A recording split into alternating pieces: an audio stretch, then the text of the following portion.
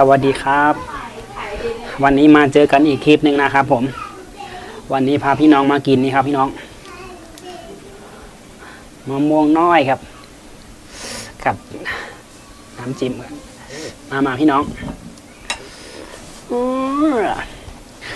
ส้มเปรี้ยวๆด้วยกันครับมาพี่น้องไข่ง่วงนอนก็มาครับแกง่วง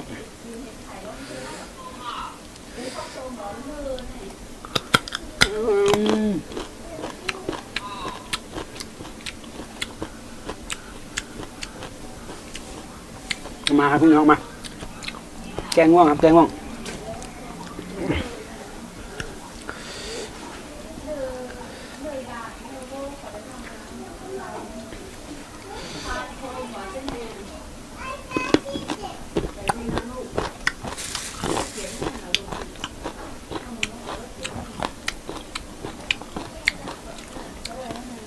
มาครับพี่น้องมาแกงง่วงครับมะม่วงน้อยเล็กๆก็มีครับพี่น้องเนี่ย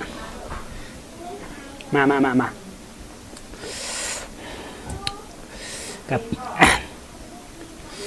กับน้ำจิ้มกะปิครับ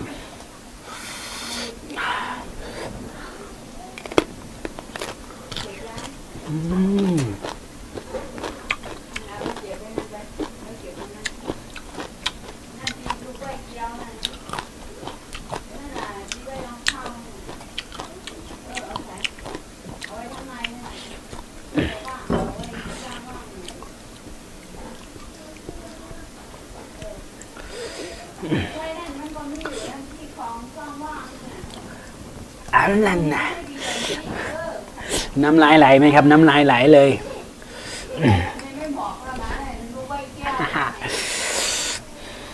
ไข่ง่วงนอนก็จัดครับพี่น้องมา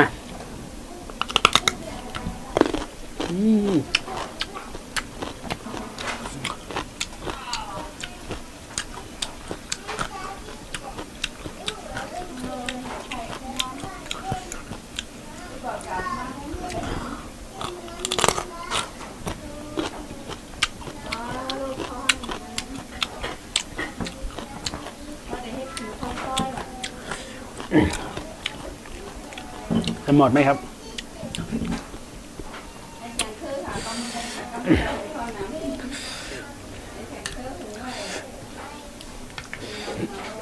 ทั้งเผ็ดทั้งหอมทั้งหวานครับพี่น้อง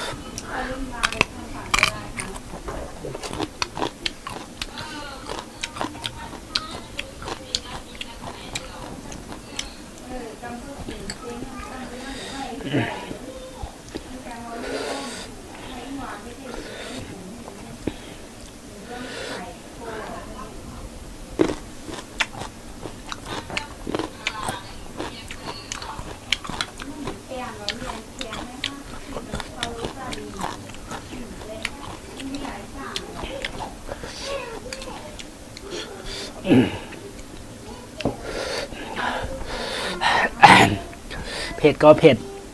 เปรี้ยวก็เปรี้ยวหวานก็หวานครับ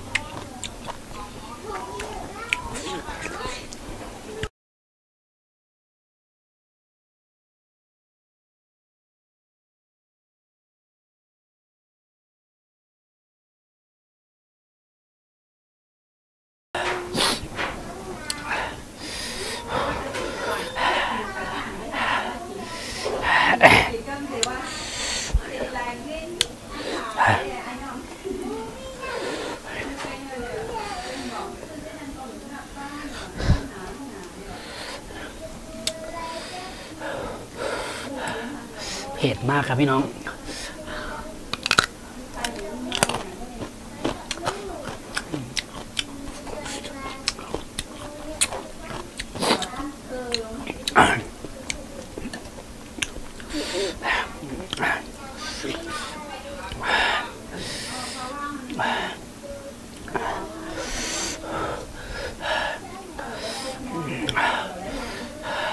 เผ็ดมากครับพี่น้อง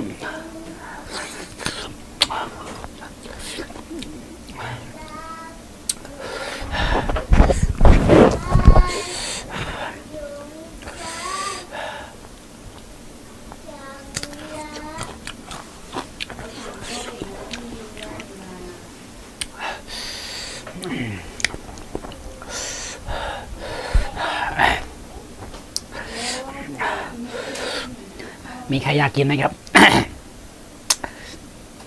ใครอยากกินก็คอมเมนต์มาได้ครับเดี๋ยวจะส่งไปให้เปรี้ยวๆครับพี่น้องกับน้ำพริกเผ็ด